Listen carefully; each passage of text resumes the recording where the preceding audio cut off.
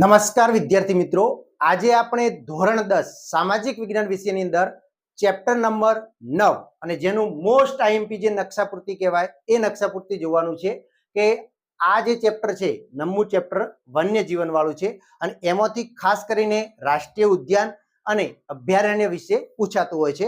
તો 1 માર્ક્સ તમારો પાકો થઈ જશે. તો ચાલો તમારો સમય ન બગાડતો ફટાફટ વિડીયોની શરૂઆત કરીએ છીએ.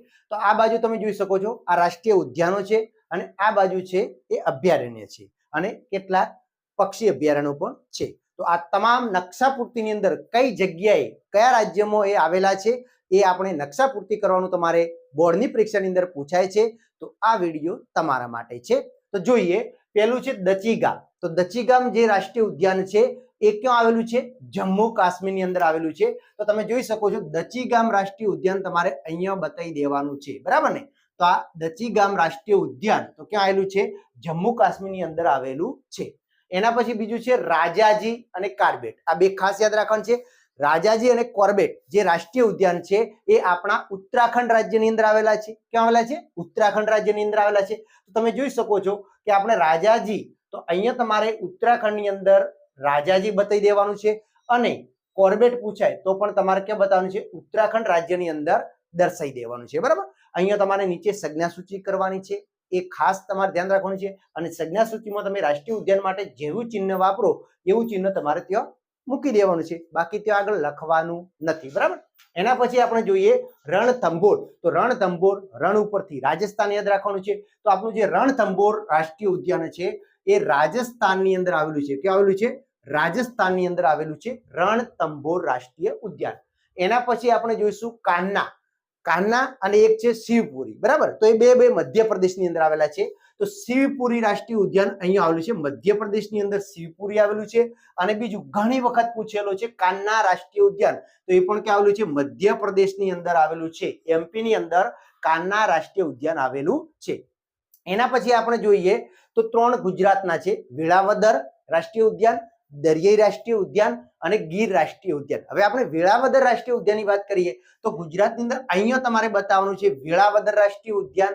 એના પછી દરિયાઈ રાષ્ટ્રીય ઉદ્યાન, તો જે જામનગરની બાજુમાં તમે બતાવી શકો છો દરિયાઈ રાષ્ટ્રીય ઉદ્યાન ક્યાં આવેલું છે? આપણા ગુજરાતમાં જામનગરમાં આવેલું છે. અને ગીર રાષ્ટ્રીય ઉદ્યાન, તો ગીર રાષ્ટ્રીય ઉદ્યાન પૂછાય તો ગુજરાતની અંદર અહીંયા તમારે બતાવવાનું છે એક્ઝેક્ટ નીચે ગીર રાષ્ટ્રીય ઉદ્યાન આવેલું છે.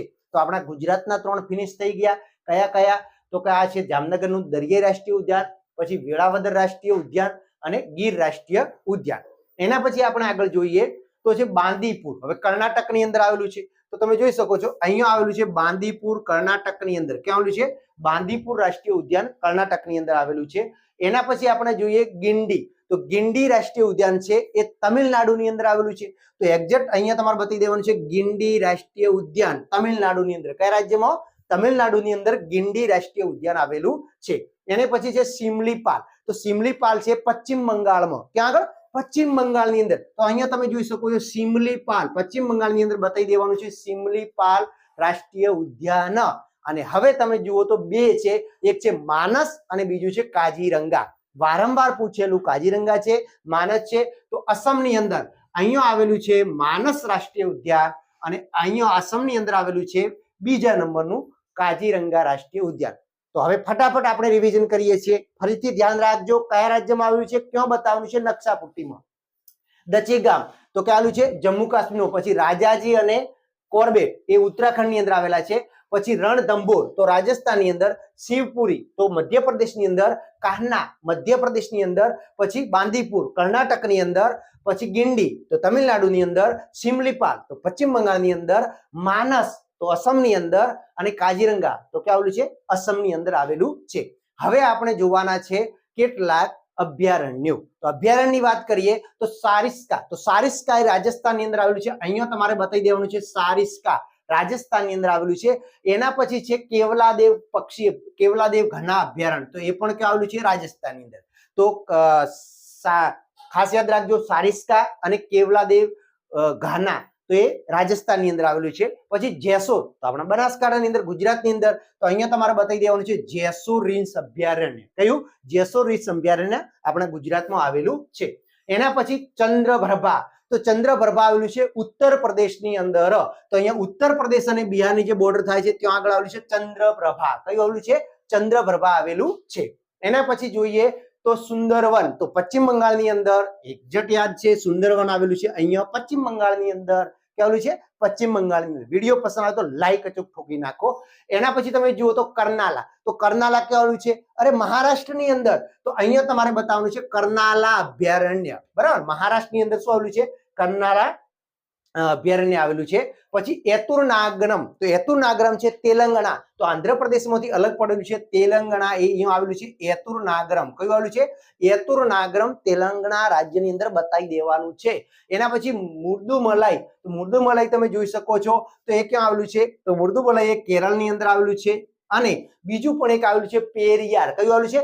પેરિયાર. વારંવાર પૂછાય છે. તો પેરિયાર તમારે અહીંયા કેરળની અંદર બતાવવાનું છે. મુર્દુમલાઈ અને પેરિયાર આ બંને અભયારણ્યો ક્યાં આવેલા છે? કેરળની અંદર આવેલા છે.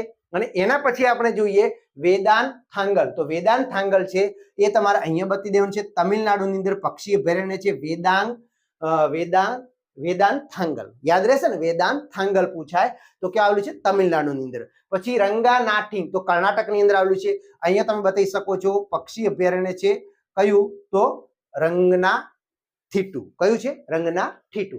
અને એના પછી નળ સરોવર, તો એ આપણા ગુજરાતની અંદર બતાવવાનું છે. અહીંયા આખા છે ને ખંભાતનું, અહીંયા તમે નળ સરોવર પક્ષી અભયારણ્ય બતાવી શકો છો. તો આટલું તમારે નકશાપૂર્તિની અંદર ચેપ્ટર 9 માંથી તૈયાર કરવાનું છે અને તમારું કામ ફિનિશ થઈ જશે.